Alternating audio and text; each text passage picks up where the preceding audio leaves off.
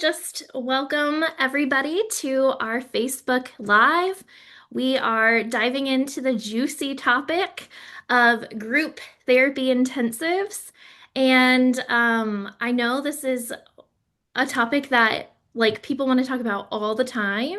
And so it feels so exciting, Brittany, to have you here so we can talk all the juicy details and dream a little bit together, Yeah, right?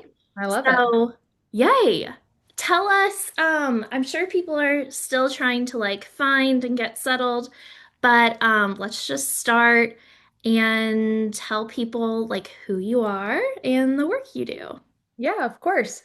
Well, I'm super glad to be here. So thanks again for having me. My name is Dr. Brittany Bate. My pronouns are she and her. I am a licensed psychologist, a group practice owner in North Carolina, a private practice strategy coach, and an international speaker. Woo-hoo. I am a forensically trained psychologist, and that is relevant in many ways, but particularly when it comes to group therapy, a lot of my background and training was in state and federal prisons, as well as forensic hospitals and other secure facilities. And for anyone who has worked in those spaces, the primary modality of treatment there tends to be group therapy. So I actually was super fortunate to have a lot of experience doing group therapy throughout my graduate school program.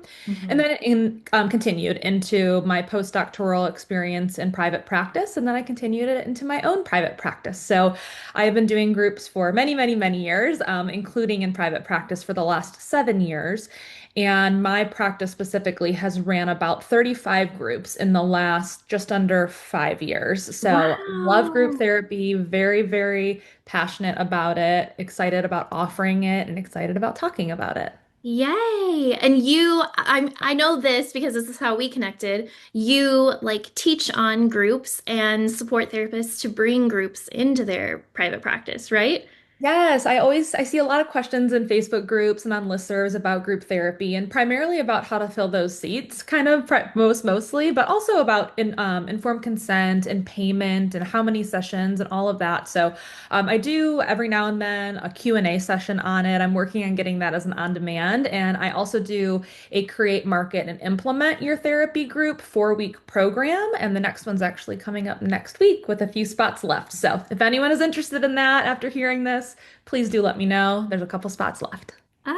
So good. Well, thank you for being here. I feel like group is its own, yeah, it's its own specialty, it's its own modality. And I wasn't even thinking that so many of us had experience facilitating group in practicum or early in our career in community mental health or different places. And but you don't see it, correct me if I'm wrong.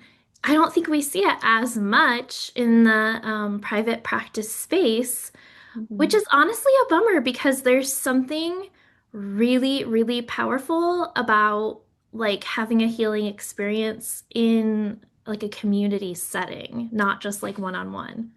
Yeah, absolutely. And that was a big part of why I wanted to continue doing groups in private practice. I think the first group that I really sort of took the reins on launching myself when I was a member in another group practice earlier in my career was a teen group, a group for teens exploring gender identity. And at that time, about 7 years ago, I had a lot of folks on my caseload, a lot of teens that were feeling really, really isolated and really alone and scared. And they didn't know another person who was exploring their gender identity, or at least not in person, or at least not in a local community. It was Yeah. primarily in some different online spaces, if at all.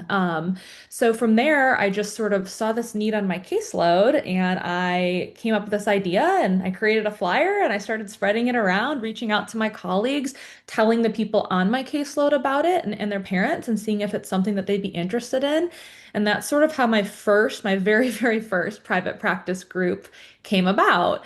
But I think you're right. There aren't a ton in private practice. And I think it's because, well, I think there's a lot of reasons, but one main reason is because I think marketing for groups can be really challenging without a plan and without a very, very specific idea. And a lot, we don't know what we don't know. We're not taught this in grad school under any circumstances. And I think marketing your practice is an entirely different bear from even marketing a group therapy program.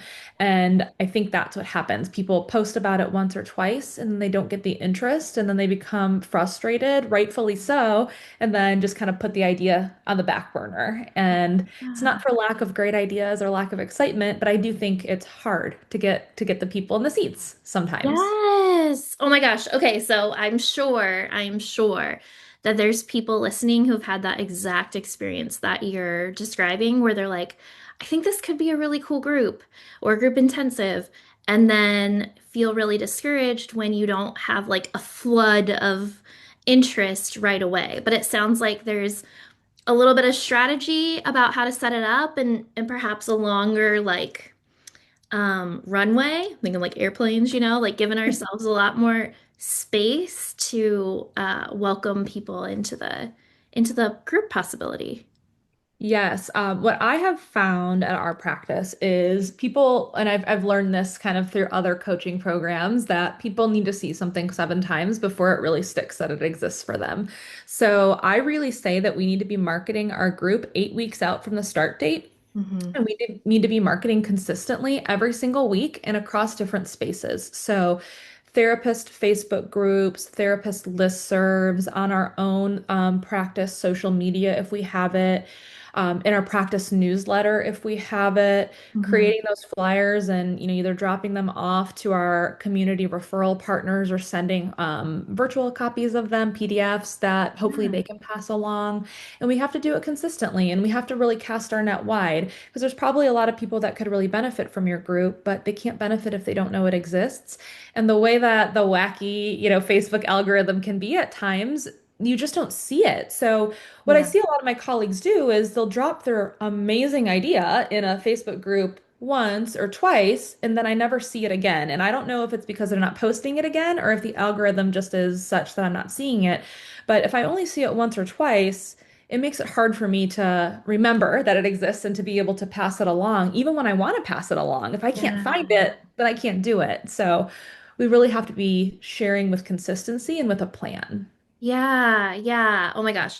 I feel like I've heard that in other marketing spaces that are not therapy, that like you feel like you've said it 1,000 times, but really people are only hearing it probably just a handful of times. So I think, yeah, we get really discouraged thinking like, oh, I'm bugging people or like it's too much or whatever. But like the way the internet is, yeah, probably they're not seeing anywhere near as many times as you're talking about it. No, no, For they sure. truly are not. And I think that's a really great point that I'm glad that you brought up, that I think we have this inner critic voice that says that we're bugging someone or we're being too much or we're posting too much. And I really, really challenge everybody to clap back at that inner critic voice and really change your approach to what you're doing. You're not marketing or selling, you're serving. You have a really important group, you have a really important idea that you want to share with people. And you can't have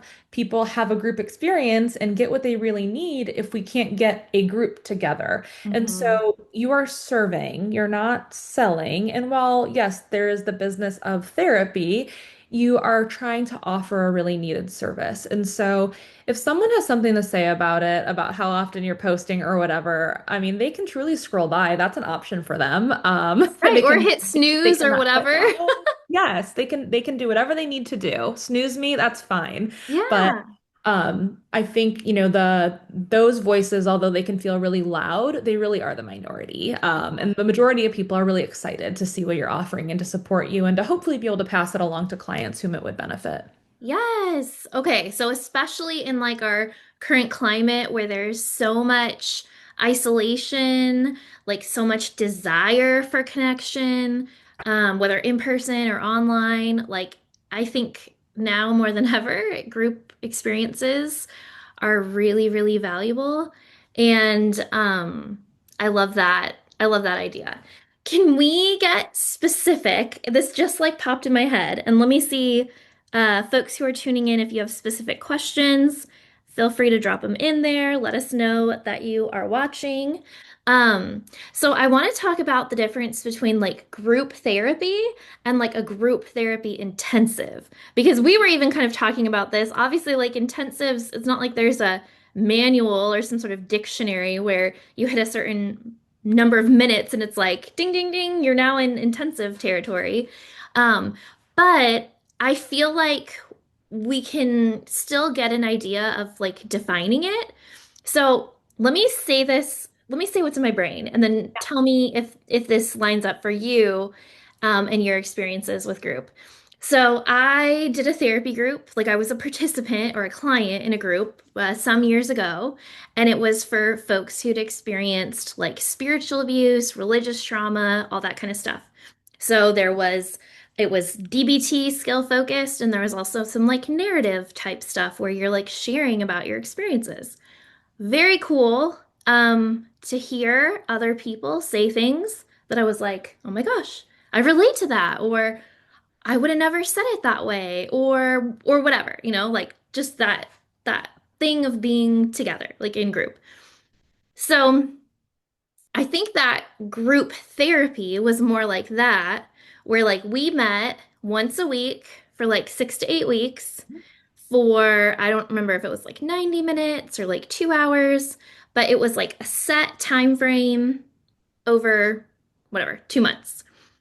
Whereas if the therapist wanted to offer that in an intensive, as a group therapy intensive, I feel like it could have been, one long weekend where we saw each other for 3 full days. Or maybe it was a month, but whatever, I think we met Mondays, I don't know. Every Monday we met for 3 hours and it was just like for 1 month instead of 2 months. So I feel like it's in my brain, it's helpful to have like really tangible examples. But is that kind of like when you think of like adjusting a group therapy into a group intensive, is that kind of what comes to mind for you? Yeah, that is the way that I see it. I essentially see it as extended sessions. So instead of 1 hour, which is what our typical groups are, all the groups at our practice are usually 60 minutes long and then range from anywhere from usually like 8 weeks is our average up to 6 months. And then we also have some ongoing groups that just continue until no one wants to continue anymore, basically. So that's what I see. I see 60 minutes. I see, 4 to 8 total participants, and it just kind of goes on for a set period of time, but usually weekly or bi-weekly. When I think of a group therapy intensive, I think about extended sessions. So I think about maybe it is 2 hours, maybe it's 2.5, maybe it's three.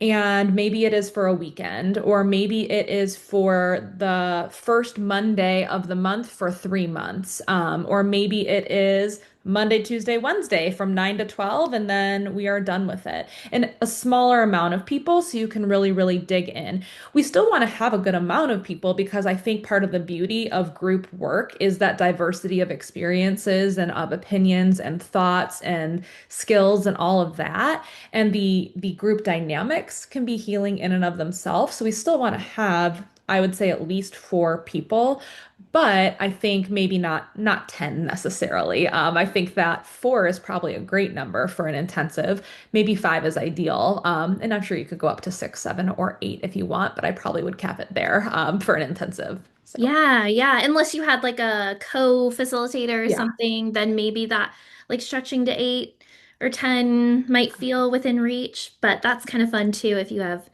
if you collaborate with other practitioners who have different like skill sets and things like that. Mhm. I saw Absolutely. someone recently who's a alum of my launch guide program, and she's participating in shout out Joanne if you're here watching this. She's participating in, I forget what it exactly is called, but it's like a weekend for widows. And Mm. so I looked at the page, and there were like a ton of different co-facilitators bringing in all different kinds of things, like yoga to sound healing to meditation. And I was like, gosh, this is really cool. I was like, if I was a widow, it's not like you wish for that or whatever. Like, I would totally go to that. Like, heartbeat, I would go to that. So that's just like a fun component of collaborating and play when you have more time frame. Yeah, absolutely. And I think that's part of it too, is picking something that you're excited about. And that way you can also really dive into it and dig into it. And so if it's something you're really passionate about, it also feels really exciting to be able to share with people and to share consistently. So, Yeah, and so specific, right? Like widows have a specific, I'm sure there's like a variation, but there's still a similar like concern. And like you were saying, teens exploring gender identity or folks who've experienced religious trauma. Like it's not so broad that people don't know, like, oh, this is for me. You know what I mean? Like having focus. Well, yeah. I think we have a question about that. Let me check my notes. Um, okay. You might have spoken to this already, but maybe let's see if there's anything else that comes up. A lot of therapists have the spark of an idea for like a group or group intensive, but they don't know where to start. When you're in the dreaming phase or you're like helping therapists who are in that phase, what are the most important things to be like thinking about or considering? Yeah, I think first and foremost, what do you want to do? Because this is going to be something that you're doing, whether it's weekly for a while or whether it is for several hours, a couple times. It's something that you're going to be doing. And my whole thing about groups is that it helps to diversify my work week and it helps, I think, for me to stay further away from burnout. I get to help more people in without adding a whole bunch of additional hours to my calendar that I just can't do. And it gives me something different to do. And I love that. I love that part as a clinician of doing groups or group intensives. And I think you want something you're excited about, not something that feels like, oh, another hour on the calendar. So that's the Mhm. first part. The next part is what are clients reaching out to you and needing, especially if you are on a wait list and you can't accommodate new people? Is there a theme about the clients that continue to reach out to you? Maybe it's within your niche already or within, the clients that you most love serving already. And can a group be developed from that so that these folks that reach out can have be able to get care from you without again you having to add five individual individual therapy spots on your already packed calendar. And then the last part is what are the needs that you're seeing within your own caseload, within your own practice, or within the community, both the therapist community and your local community? What are you hearing? What are you seeing? And can something be developed from there that you feel really excited about and that you want to put out to everybody? Oh my gosh, so good. Right? Like the group that you wish existed. I feel like at one point I had so many like neurodivergent couples Mhm. that needed like would have done so well in a group that just talks about like the conflicts or tensions that happen in those like relationships. So I love that. Like thinking about where do you wish you could send your clients? Yeah, So good. absolutely. Yeah, yeah. Okay, I'm keeping an eye on the chat. Oh, Joanna said she is here. She's watching. That's so funny. Yay. Um, so the other thing I think that can come up when people are like beginning is the idea that like the logistics and the planning can feel overwhelming because it's a little bit different than, our typical like bread and butter weekly sessions. So when you're thinking about like the length of time, the number of sessions, the price, like all that kind of stuff, what kind of is the process or what does it look like when you're starting to make those initial decisions? Yeah, so I mean, I think it does a little bit depend on your facilitation style and your schedule and what the group is going to be.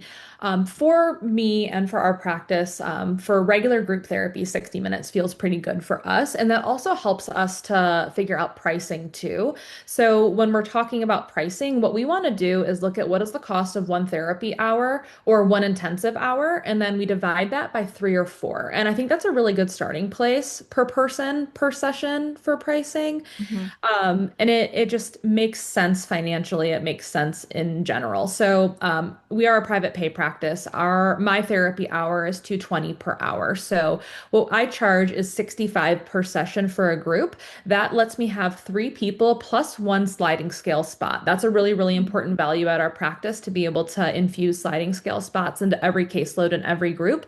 So three people plus one sliding scale spot will get me at or around about the same as what I would make during one therapy hour.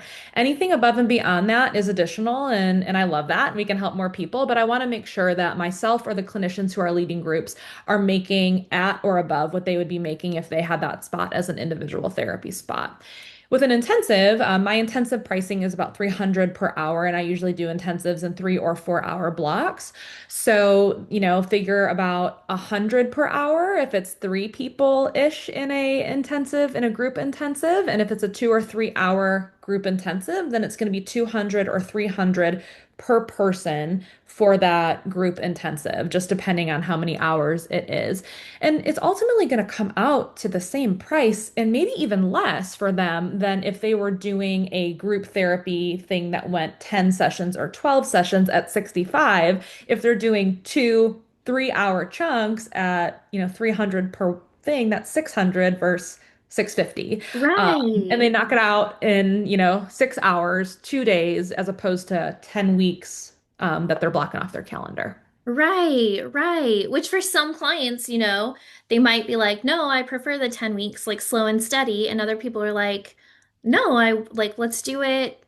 Like, I rather block off a whole day and move through it more quickly. So I love that it like gives clients options Mhm. to like approach it the way that makes sense for them.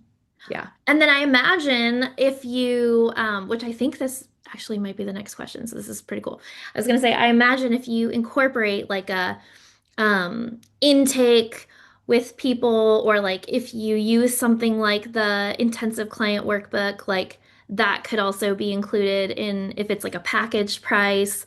I hear people sometimes say like they'll print the workbook for people, so like that the cost of that's included, or like snacks or whatever type of supplies you need if you're doing, I don't even know, like art or yoga or whatever, like that there's like so much permission to like incorporate that as well, as creative as you want to be. Yeah, absolutely. And usually you can include the intake in the price if you want to. We just say what the intake is and then we say what the session price is typically. But I do really, really recommend doing an intake as it's helpful to get to know the person one-on-one and understand a little bit of their specific story and their background and their goals before jumping into the group space. It's also really helpful for screening. You do want to make sure that this person is the right fit and also that it is good and safe for them to join the group as well. You want to make sure that they're well supported, that there isn't, risk factors that might exist that might make group actually like, exacerbate their mental health in a way that's not going to be helpful for them and Mhm. figure out a plan if that is the case instead of them joining. So yeah, I think an intake is really important. It also gives them a chance to ask questions and we can normalize the nerves during it. I can count on one hand the total people who are like, "No, I'm not nervous at all about group." Like the vast majority of people, including me when I'm facilitating a new group, are nervous because we're getting to know strangers. We are creating this norm in this space. We are utilizing these relationships in this space for our growth. And that can be really scary. And so I think having an intake on the front end to talk about that and normalize that can also lead to better outcomes once we all step into the group space together.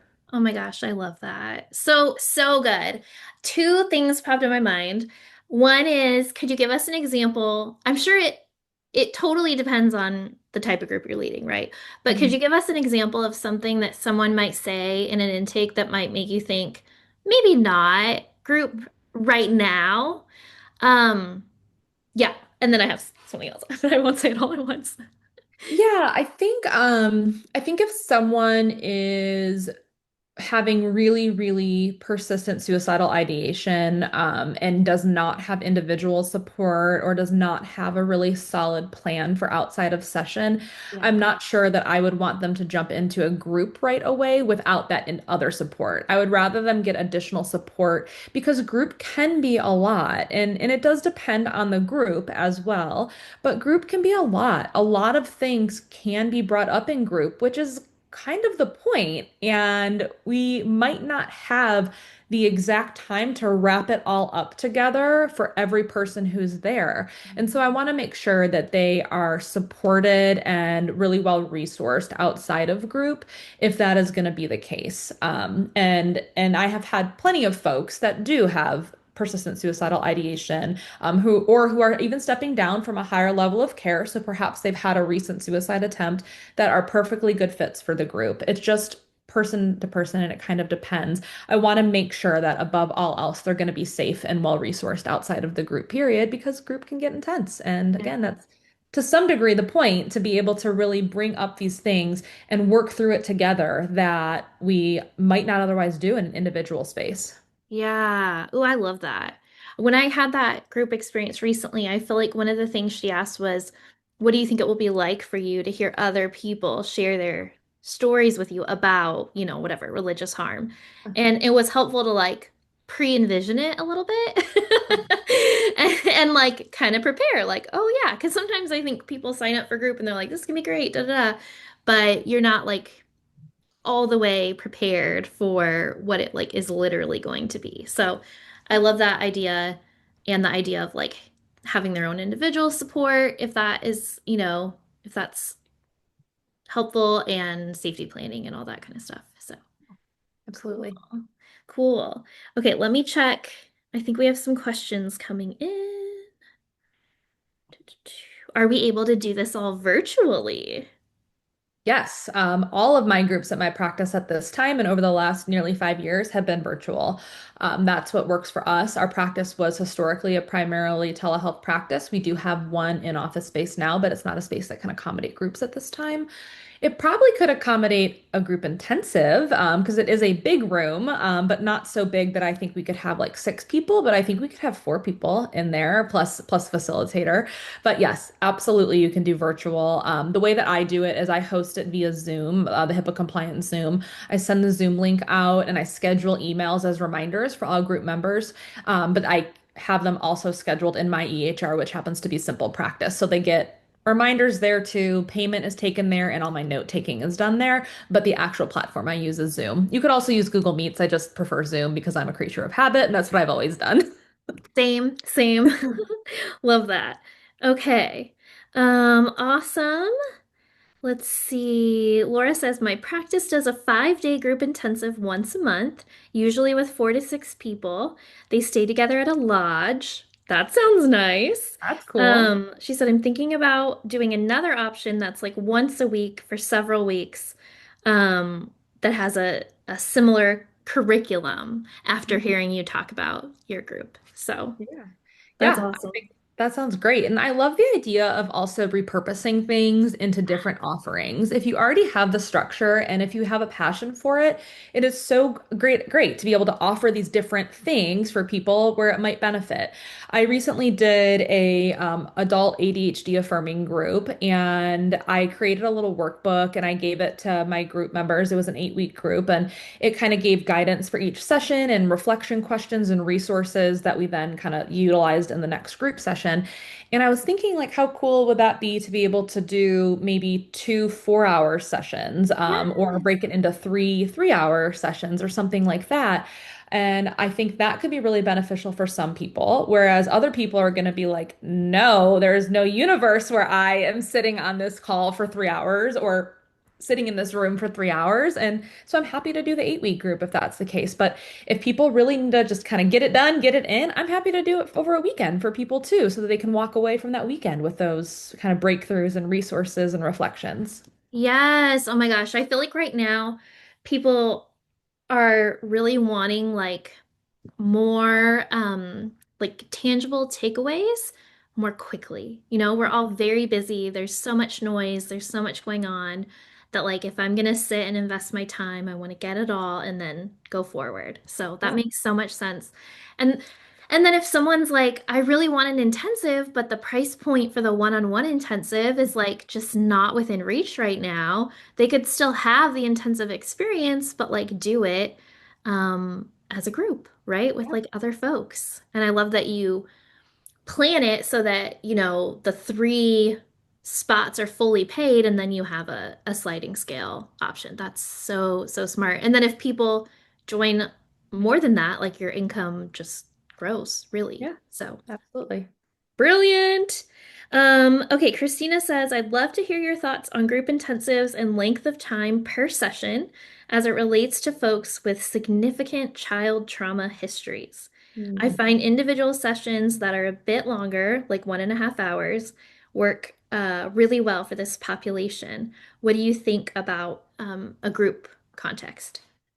I think it could also be really, really powerful and great. I think any group where there is likely to be a lot of really intense and heavy processing, which can be any group, but when I think of, trauma, sexual trauma, grief, those are kind of the ones that come up right away for me. I think definitely making sure that, again, they're well resourced and that they have kind of an understanding as a group about how to get what they need and if they need a break, what that looks like. But then just kind of being very clear about what the structure looks like. I think an hour and a half group, I think a 2 hour group could be great. And just, yeah, taking that, whatever you do individually in an hour and a half, moving that into a group space as much as you can. And maybe that becomes 2 or 2.5 hours and the different and everyone in the group kind of goes through the different activities that you would otherwise do and supports one another through it. I think that's awesome. I do like to try to build in breaks if needed, but I also always explicitly in the intake give folks permission to, if it's virtual, to turn off their camera and step away for whatever amount of time they need to, if they need to take a break, and then come back. And I just ask that they do come back before the end just so that we can check in with them and make sure that if there's anything that they need from us, we can offer it. And then if it were to be in person, giving them permission to just step out and do whatever it is that they need to do and then come back when they can. And I think that if we're doing an intensive, a group intensive, just making sure that people understand that that is perfectly allowed, encouraged, accepted. Yeah. Ooh, I love that. That's so cool. I've seen I guess this is more of a retreat format, but group and retreat sometimes like blend together, Yeah.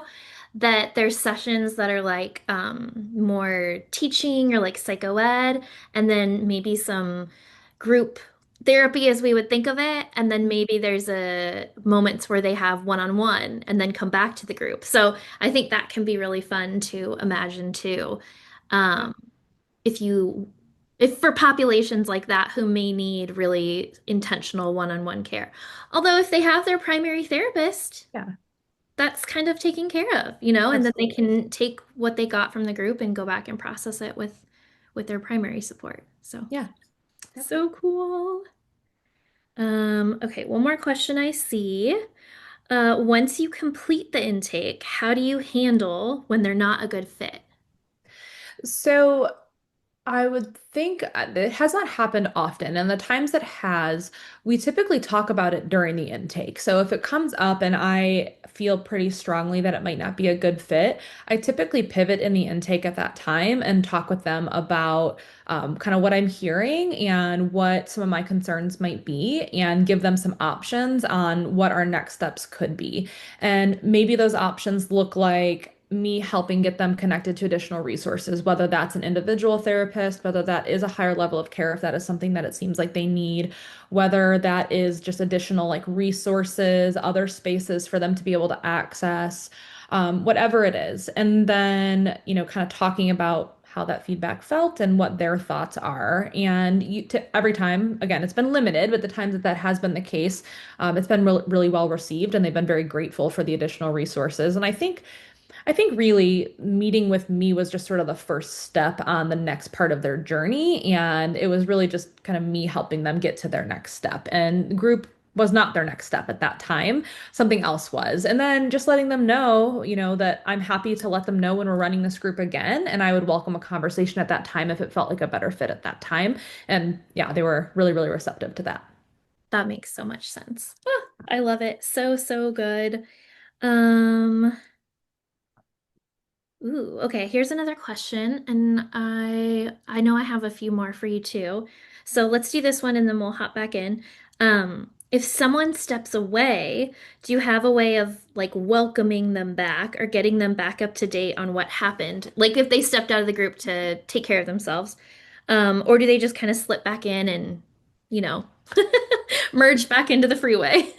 Yeah, I'm incredibly big. Like consent in my group is incredibly important, and so another thing I always talk about in the intake and remind people when we first start group is that people are able to share as much or as little as they want, and while I might ask them specifically, or I might notice something and I might ask them a question, they are always able to decline to answer, and so I think that's really important.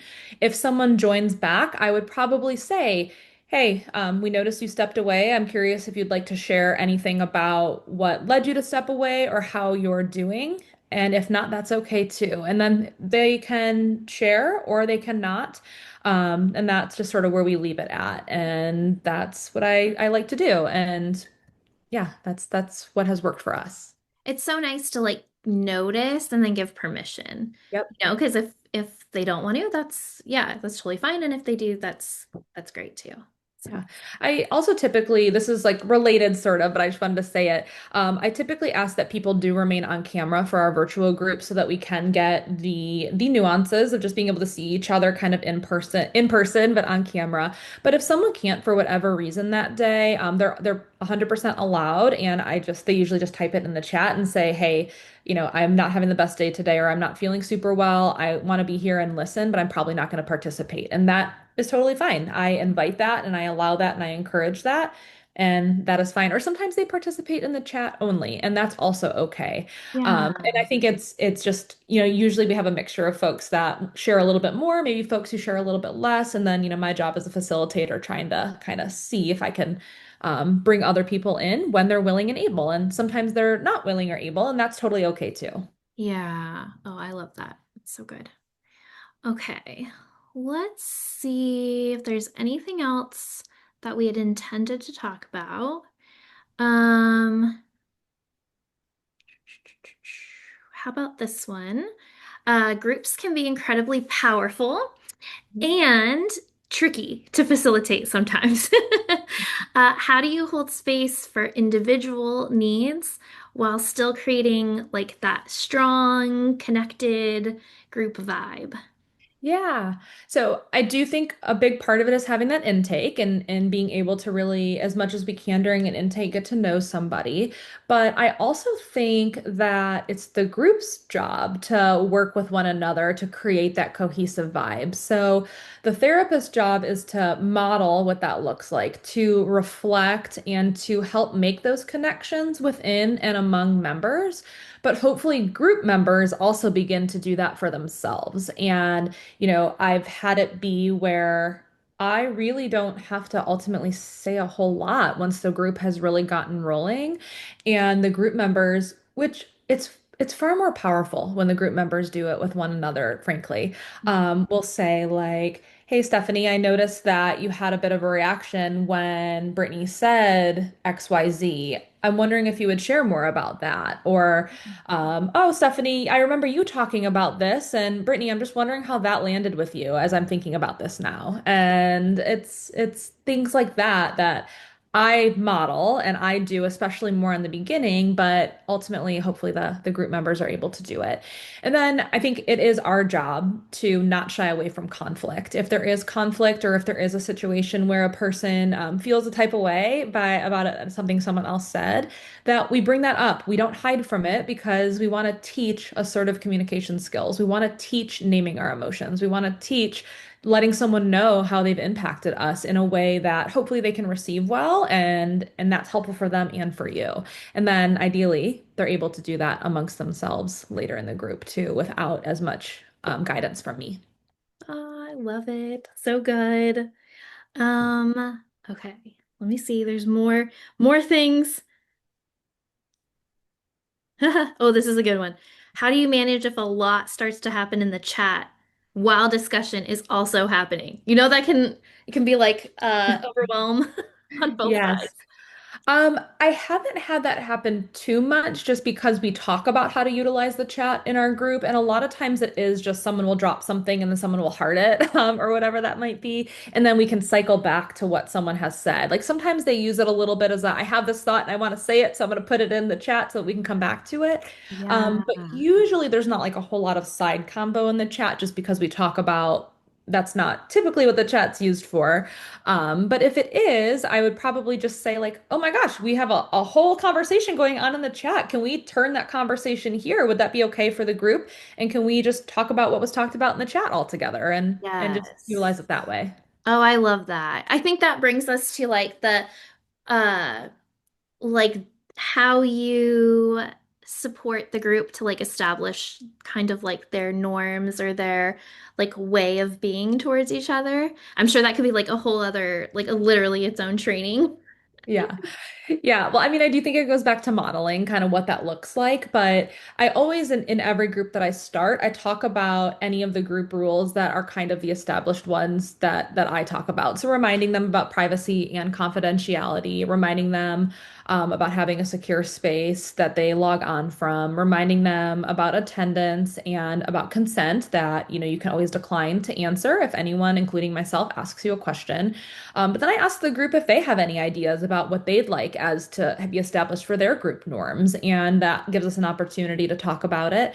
And some people come in with no group experience, and some people come in with a lot of group experience. So just hearing from them what will make this group feel safe and powerful and wonderful for them is really helpful. And I usually do that on the first group session. Cool. Cool. I love it. This is like making me feel like I want to run groups. Sounds Do fun. it. Let's Yes, do I do it. run groups. Right. Exactly. That's exactly what I do. Okay, this takes us like full circle, and I'm mindful of our time. I think we have like 15-ish minutes left. You named marketing as like one of the, honestly, a large challenge for folks when they're looking at starting groups. It can be intimidating. Uh, can you share a little bit about like what your favorite ways are to share about the value of groups? So that clients feel, I mean, I guess she did it to me because I'm like, I want to sign up. So that clients feel like excited and like this is going to be a good like next step for them. Yeah, so I mean, I think one or two things right away that comes to mind is to have something that talks exactly about that. So maybe it's a blog post, maybe it is a page on your website, maybe it is your group therapy page that talks about the benefits of groups and how groups differ from individual therapy and what research shows as the benefits for groups. So somewhere that you can point someone to with ease so that they can start to think about or know what the benefits are. So I think that's really, really important. I think talking about with your own clients about the benefits of groups and if that might be something that's interesting to them could also be really, really powerful. And then I think creating flyers that really speak for themselves so that all your colleagues have to do is print it and put it in their lobby or forward it along to a client. And it really involves, discussing the pain points that might resonate with a group of people and how group therapy specifically is going to help those pain points and get that on the group flyer.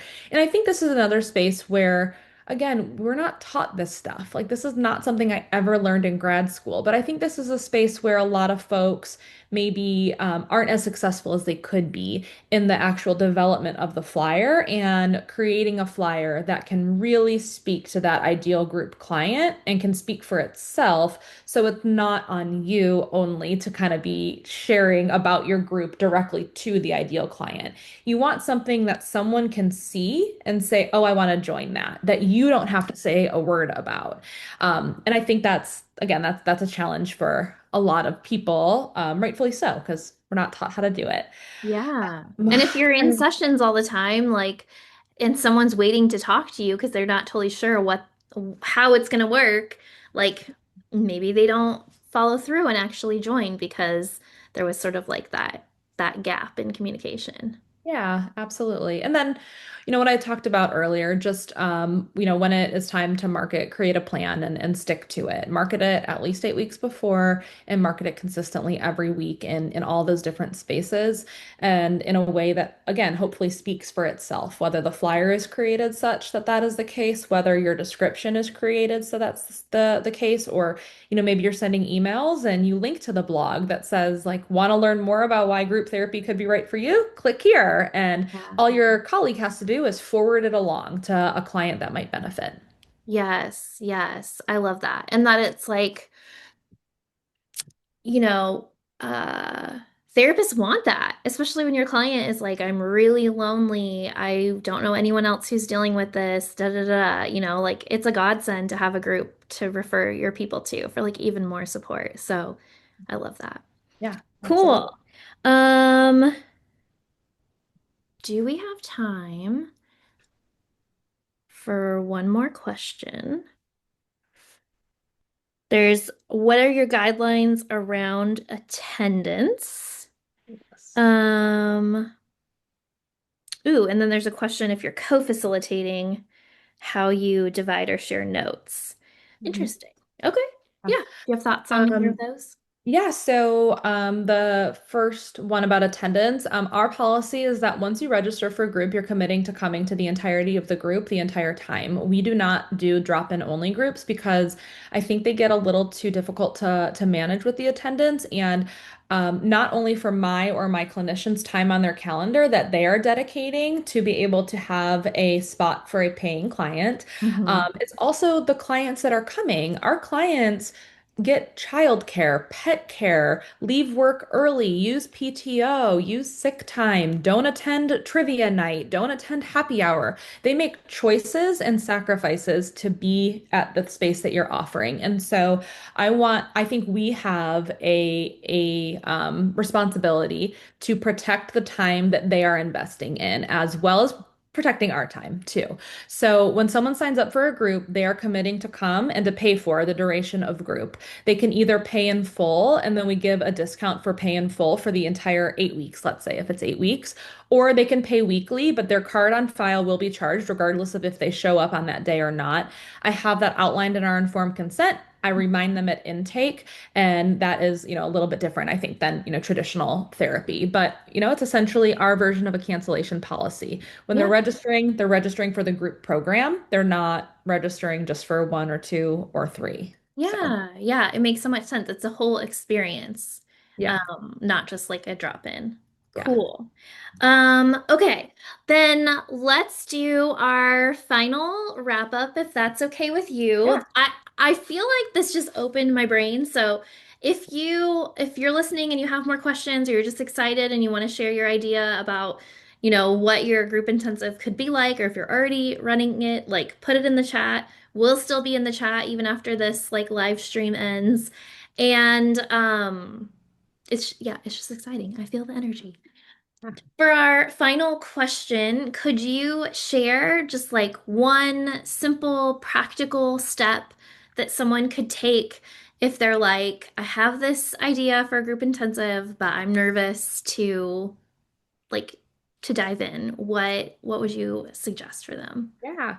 I'm going to give a simple step and then a simple plus step. Ooh. So, a simple step would be create like a Google form or something where you can start to collect interest so that you don't miss out on the opportunity to build your warm audience. So, those folks that could be interested in the group, even if you don't have your idea fully fledged out, even if you don't know when you're going to start it or the price, but you know a general idea or ideas about things you might want to offer, get a Google form, like an interest list going. That way, when you see your colleagues talking about a client who's looking for a certain kind of service, if it even loosely aligns with a group that you might be offering, you don't have to scramble to create a flyer and then post it. You can just drop your interest list form for them to hopefully pass along to their client to reach out. That is what I would absolutely recommend. And then just keep an eye on your interest list, see kind of what's happening as things are building. And then when you have 4 to 6 people interested, really consider launching at that point, and really starting to market your group heavily, create that flyer and all those things. The simple plus would be make sure that you have a group therapy page or a group therapy intensives page on your website. Good enough is perfect. It does not need to be fully SEO optimized at this time. It does not need to have the perfect copy. It does not have to have the perfect pictures. Just get it live on Google. So Google can at least start to recognize that you offer group therapy or group therapy intensives, and then you can always edit and make your page better and better. But get that page, get that interest form embedded there, and then you can always add to it, edit it from there. So that would be my doable step that you can hopefully do. You can create an interest form in 10 minutes after logging off of here. So, Yes. Oh my gosh. That's so exciting, right? Because at the end of the day, it doesn't have to be like a finished, full-fledged. Actually, you do yourself a disservice if you wait for it to be fully finished because it's talking to real people and getting their input, co-creating that like makes it into something really magical. So I love that. So good. Okay, so if people are like, Brittany, I need to keep talking with you. Tell me, like, where do you teach? Where can I consult with you? What do you have coming up? yes, Give me- absolutely. I do offer one-to-one paid consults. I can always drop my booking link underneath in the chat here. And so you can always book me one-to-one. But I love doing this. And I have my third or fourth 4-week create, market, and implement your group therapy or group intensive mastermind. It actually starts a week from tomorrow. It will be 4 weeks. We meet every other week so that you have time to work in between. And it really is a get stuff done mastermind. You will leave this 4 weeks with your flyer, with all of your different marketing blurbs, your short blurb, your long blurb, your last call, your marketing calendar that is curated to you and your group idea. All you have to do is basically hit paste and send after that, and you can get some groups launched in January and February. So for the new year, we have 3 spots left. I would love to have anyone who would like to come. And I can also, include that information below if that's something that anyone's interested in. You can also email me, Brittany at boldpracticebuilders.com. Awesome. I love it. Thank you so much for being here. And thank you for the work that you do. It's Yeah. so good. Of course. Thanks for having me. I love talking about all of this. So thanks for having me and letting me share for a while and really like nerd out on all things groups and group therapy intensives.